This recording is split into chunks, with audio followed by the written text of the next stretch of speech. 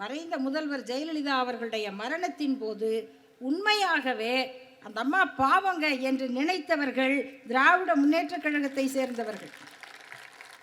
அவங்க அரசியல் எதிரி தான், அவர்களுடைய கொள்கை வேறு, நமக்கு எதிர்தான். ஆனாலும் அந்த அம்மாவுக்கு இப்படி ஒரு மரணம் வந்திருக்க கூடாது அப்படிங்கிற உணர்வு இருக்கே, அதுதான் அறிவின் பயன். அது இல்லைன்னா அறிவினான் ஆகுவதுண்டோ பிரிதின் நோய் தன்னோய் போல் நோக்கா கடை அப்படின்னு வள்ளுவர் சொல்றதுக்கு அதுதான் பொருள். நாம் அறிவை கொண்டாடுகிறவர்கள். எப்படி?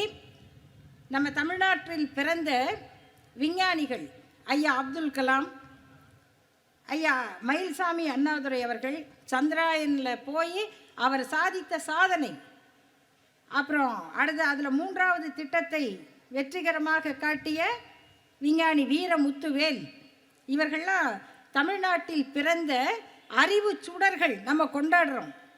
அரியலூரில் பிறந்த அறிவியல் அறிஞர் வளர்மதி, அதெல்லாம் எப்படிப்பட்ட ஊர். திருநெல்வேலியில் பிறந்த நிகர் ஷாஜி என்கிற விஞ்ஞானி, இவங்கள்லாம் தமிழ்நாட்டில் பிறந்தவர்கள்.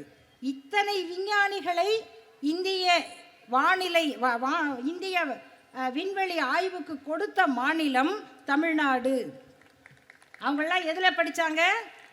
தமிழில் படித்தாங்க. பல பேர் அரசு பள்ளியில் படித்தவங்க தான், அரசு கல்லூரியில் படித்தவங்க தான். இவங்க எல்லாருக்கும் பொதுவாக ஒரு வார்த்தை சொல்லுங்க அப்படின்னு கேட்டால் அவங்க எல்லாரும் ஒரே ஒரு வாக்கியம் சொல்லுவாங்க. அது என்னன்னா, ஹிந்தி தெரியாது போடா. பெரிய விண்வெளி அறிஞர்கள், அவங்களால தான் ISRO இயங்குகிறது. ஆனால் அவர்கள் இந்தியை கற்றுக்கொள்ளவில்லை, தாய்மொழியை கற்றார்கள், ஆங்கிலத்தை கற்றார்கள், தங்கள் அறிவை பயன்படுத்தி வென்றார்கள்.